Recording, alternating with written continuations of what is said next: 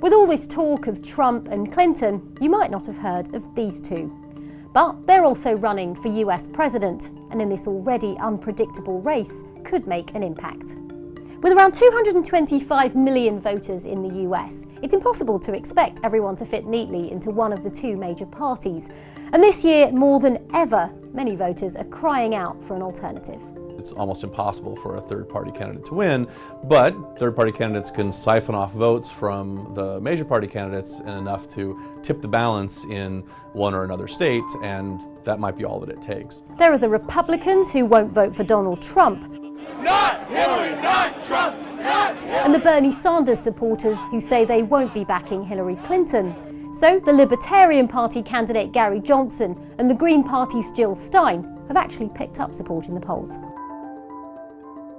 So right now is when you'd expect to see them do the best. So a lot of those people who today are saying that they would vote for a third-party candidate are those people who, as they are reminded about the stakes of the election, reminded why they usually vote the way they do, will come home to their party and vote for their party's candidate. Remember the 2000 election between George Bush and Al Gore, the one that made its way to the courts?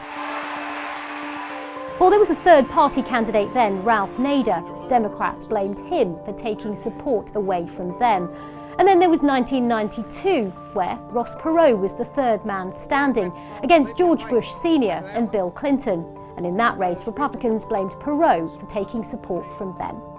This election, it could come down to whether disillusioned voters decide to go for the third-party candidate or stick with one of the major two, or decide to stay at home.